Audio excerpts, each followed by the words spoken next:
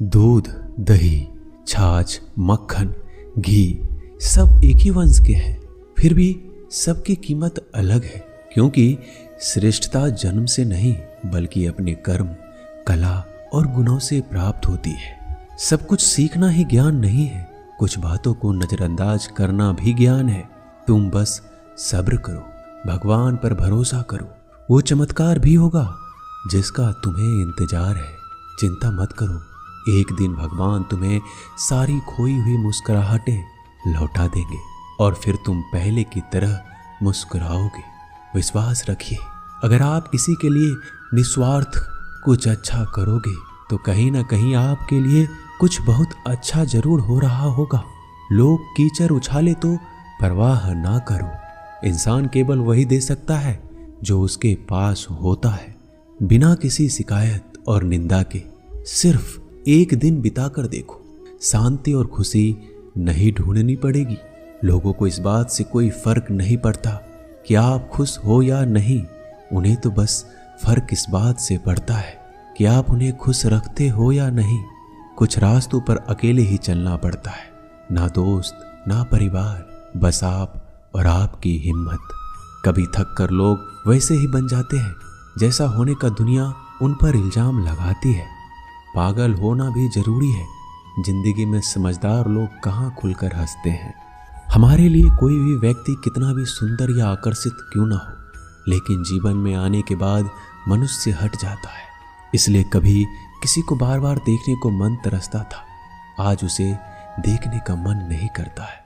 कभी उसकी बातें मीठी लगती थी, आज उसकी बातें चुभने लगती है।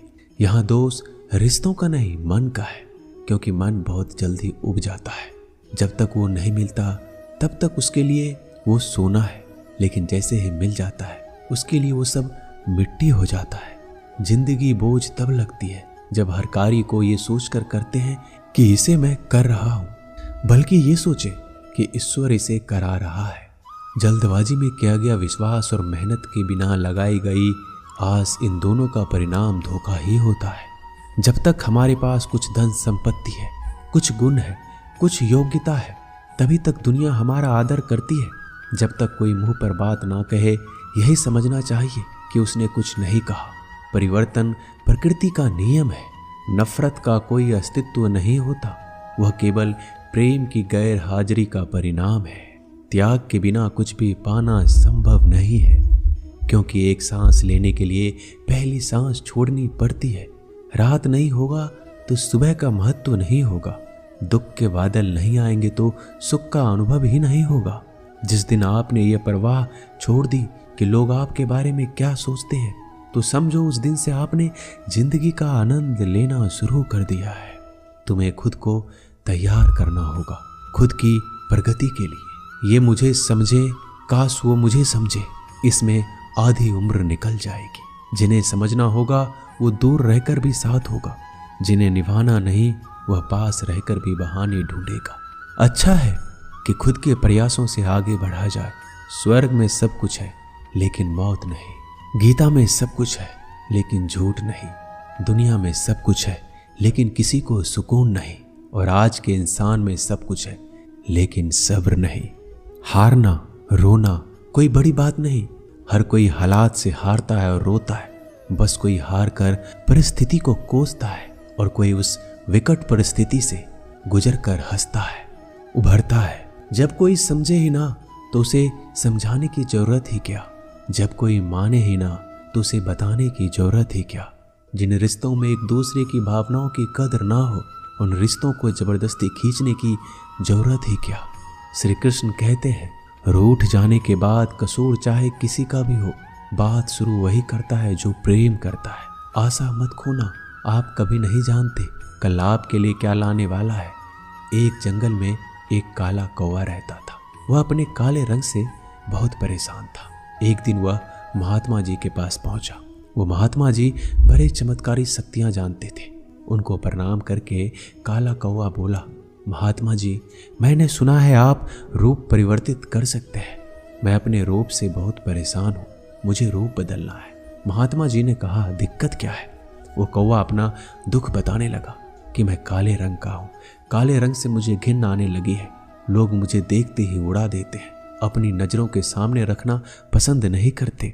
कभी आपने देखा है किसी इंसान को कौवे को लाड़ प्यार करते? मुझे लगता है ये जो रूप है मेरा, मेरी खुशियों के आड़े आ रहा है, मुझे बदलना है। महात्मा जी ने कहा, ठीक है, तुमने क्या सोचा है, क्या बनना चाहते हो? कौवे ने कहा, मुझे हंस बनना है।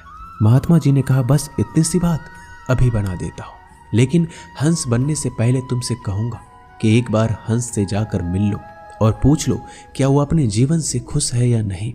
कौवे ने कहा, बात तो सही है। कौवा उड़ता हुआ हंस के पास पहुंच गया और जाकर पूछा, मेरे मित्र, मैंने सुना है आप बहुत खुश हैं, आपके पास सफेद रंग है। हंस ने कहा, तुमसे यह बेवकूफ भरी बातें किसने कह दी कि मैं खुश हूं? सफेद रंग ही तो मेरे दुख का कारण है। कौवे ने कहा, सफेद रंग से क्या दिक्कत हो सकती है, इतना प्यारा रंग है, मुझे तो बड़ा अच्छा लगता है। हंस ने कहा, तुमने देखा है जब लोग मर जाते हैं, अर्थी उठाए जाते हैं तो अर्थी पर सफेद चादर ढकी होती है, ये भी कोई रंग है सफेद? मैं बड़ा परेशान हूँ, मुझे मौका मिले तो मैं अपना रूप बदल लूं।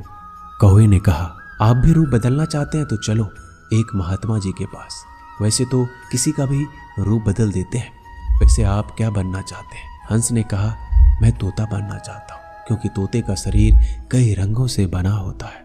उसके बाद कौवा और हंस महात्मा जी के पास कहने लगे, हमें तोता बना दो। महात्मा जी ने कहा, ठीक है, मैं तुम दोनों को तोता बना देता हूँ, लेकिन पहले तोते से मिलकर आओ, क्या वो अपने जीवन से खुश है?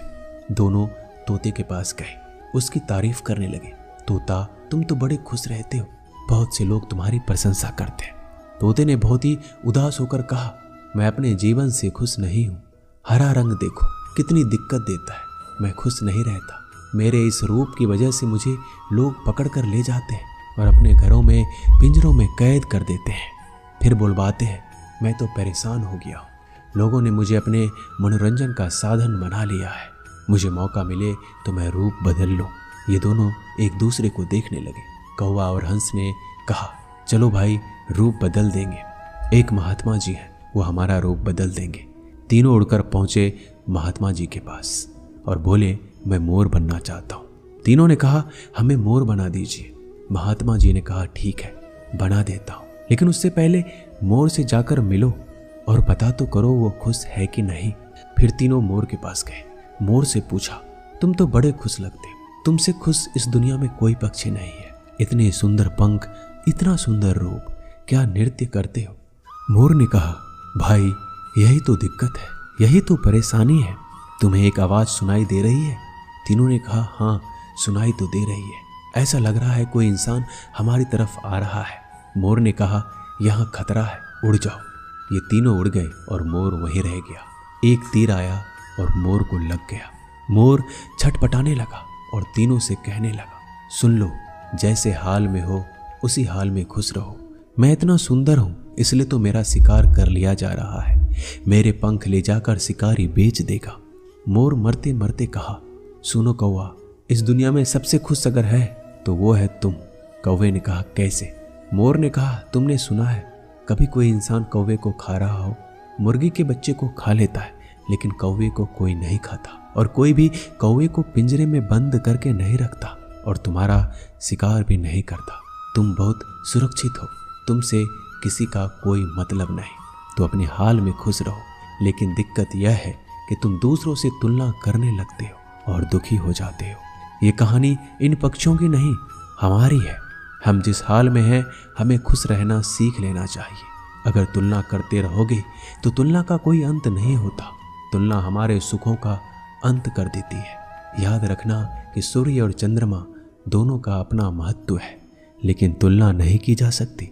दोनों में से जिसका समय आता है वो तभी चमकता है। दोस्तों, ये वीडियो यहीं समाप्त होती है। मैं आशा करता हूँ कि इस वीडियो से आपने बहुत कुछ सीखा होगा।